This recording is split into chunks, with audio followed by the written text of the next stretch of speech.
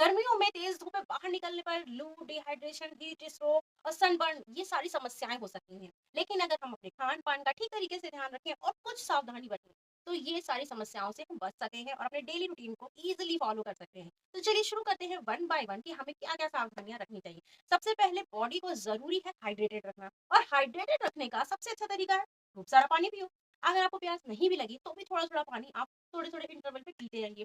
खास तौर से जब धूप में आप बाहर निकलिए तो उसके आधे घंटे पहले आप 1 से 2 ग्लास पानी ज़रूर पीजिए। क्यों? क्योंकि आप धूप में जाएँगे तो ये पानी आपकी बॉडी से लॉस होगा ही होगा। इसलिए आप अपने आप को पहले से ही हाइड्रेटेड रखिए ताकि वो बैलेंस कर सके। और सिर्फ़ पानी पीना आपके लिए कितना कारगर है या कितना नुकसानदायक है, ये पहले वाले वीडियो में मैंने बताया है, इसको आप जाके देख सकते हैं। आप सिर्फ़ पानी बहुत ज़्यादा पीते हैं तो वो भी नुकसानदायक होता है, और अगर कम पानी पीते हैं तो भी नुकसानदायक है। तो पानी को पीने का सही तरीका क्या होना चाहिए, ये मैंने लास्ट में वीडियो में बताया है, आप चैनल पे जाके देख सकते हैं।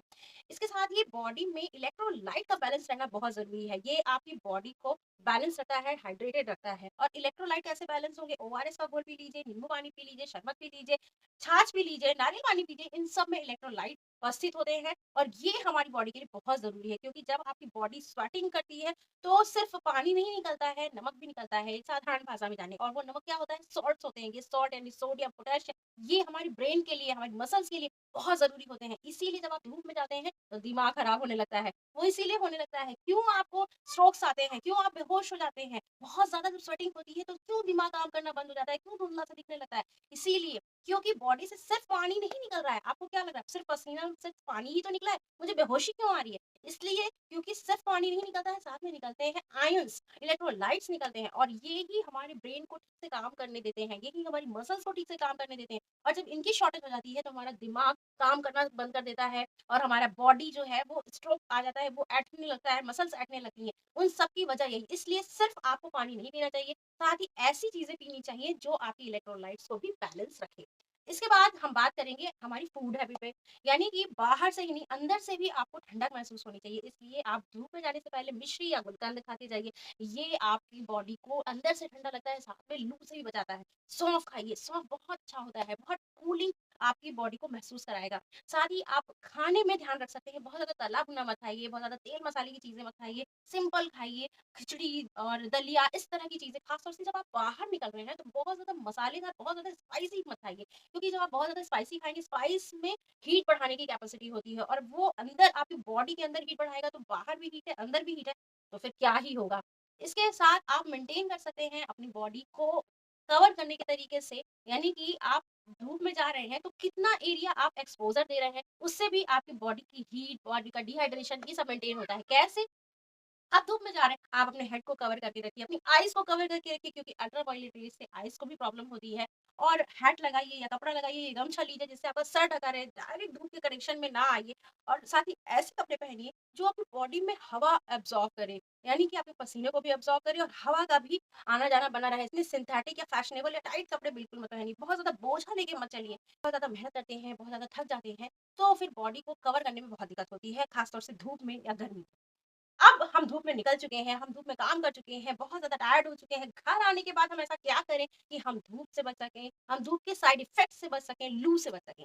तो देखिए, वही चीज़ें जो आप बाहर निकलने से पहले कर रहे हैं, घर आने के बाद भी आपको कुछ वैसी ही चीज़ें फ़ॉलो करनी चाहिए। यानी कि आप धूप से घर वापस जब आ रहे हैं, तो ये नहीं है कि गटागट ठंडा-ठंडा पानी पी लिया, नहीं। आप थोड़ा-सा नॉर्मल पानी पीजिए, गुनगुना तो मैं नहीं कहूँगी, लेकिन नॉर्मल जो रूम टेम्परेचर का पानी होगा, भले ही उससे प्यास ना बुझे, लेकिन प्लीज़ वापस आकर, घर आकर धूप से कहीं बैठने के बाद कोल्ड ड्रिंक या कोई भी कैफ़ीन जैसी चाय, कॉफ़ी, ये चीज़ें बिल्कुल अवॉइड कीजिए, मीठी चीज़ें बिल्कुल अवॉइड कीजिए। और कोल्ड ड्रिंक तो बहुत ही वाहियात आइडिया होता है गर्मी लगने पर पीने के लिए, क्योंकि कोल्ड ड्रिंक में क्या होता है, बहुत ज़्यादा शुगर होता है, और ये शुगर जब आपकी बॉडी में बहुत ज़्यादा एक्सेस में जाता है ना, तो बॉडी एक्सेस शुगर को बाहर निकालने का क्या रास्ता है? पानी में घुल के बाहर जाएगा। तो यानी कि ये आपकी बॉडी में जाने के बाद जो आपकी बॉडी के अंदर का पानी है, उसको भी बाहर निकाल लेती है, यानी कि ये डिहाइड्रेशन का काम करती है। और आप सोच रहे हो कि गर्मी में कोल्ड ड्रिंक पीना is best idea, worst idea. इसकी ये वही काम करती है जो चाय और कॉफ़ी करते हैं। ये आपकी बॉडी को ठंडा नहीं रखती है। इस पे मैंने पूरा वीडियो बनाया हुआ है, आप जाके चैनल पे देख सकते हैं। साथ ही कॉफ़ी भी ऐसा ही डिहाइड्रेटिंग एलिमेंट होता है, कैफ़ीन होता है जिसमें कॉफ़ी में या चाय में, वो दोनों ही बहुत नुकसान करेगा। आपको घर आने के बाद रूम टेम्परेचर का पानी पीजिए या नींबू पानी पीजिए या शरबत पीजिए या इलेक्ट्रोलाइट्स वाले जैसे कि नारियल पानी पीजिए, छाछ पीजिए, ये बेस्ट आइडिया होता है। देसी चीज़ें बहुत ऑसम होती है। बेल का शरबत पीजिए, ये आपको लू से बचाएगा, आपको ठंडक देगा। आप किसी भी तरीके का शरबत जो आप पसंद करते हैं, गुलकंद खाइए, मिश्री खाइए, ये सारी चीज़ें आपकी बॉडी को अंदर से ठंडा रखती हैं। खाने में आप हल्का खाना लीजिए, दलिया खाइए, खिचड़ी खाइए, मूँग की खिचड़ी खाइए, दही खाइए। ये सारी चीज़ें जो होती हैं वो हमारे अंदर ब्लड को बहुत कूल रखती हैं। जब धूप से हम आते हैं ना, मैं तो जब आती हूँ मुझे ऐसा लगता है जैसे मेरा ब्लड ही खौल गया है, बहुत गर्म हो गया है। तो ऐसी चीज़ें जो आपको अंदर से ठंडक देती हैं, तभी आप बाहर से कवर कर पाते हैं। और अगर आप बिल्कुल ठंडा-ठंडा पानी पी लेते हैं आके, तो वो ना सिर्फ़ आपके गले को नुकसान तंत्र को भी नुकसान करेगा, आपकी ओवरऑल हेल्थ पे बहुत बुरा असर डालता है क्योंकि बहुत ठंडा पानी होता है ना, पहले बॉडी उसको नॉर्मल टेम्परेचर तक ले जाती है, उसके बाद ही उसका फ़ायदा होता है। यानी कि जो आपकी बॉडी है, वो ठंडे पानी को एब्ज़ॉर्ब नहीं करती है, ठंडे पानी से उसको फ़ायदा नहीं होता। ठंडा पानी जब आप पीते हैं ना, तो उस ठंडे पानी को पहले वो अपने बॉडी टेम्परेचर पे लाती है, तब यूज़ कर पाती है। यानी कि उसमें भी आपकी एनर्जी लॉस हो रही है। आप बाहर से आए, एग्ज़ॉस्टेड हैं, बिल्कुल एनर्जी लॉस करके आए हैं और उसके बाद आप ठंडा पानी पी रहे हैं, फिर से बॉडी आपकी तो बताइए क्या ही होगा? इसलिए बहुत चिल्ड पानी बिल्कुल नहीं पीना चाहिए। कोल्ड ड्रिंक इसीलिए बिल्कुल भी नहीं पीना चाहिए, ख़ास तौर से गर्मी में आने के बाद या गर्मी में होने के बाद।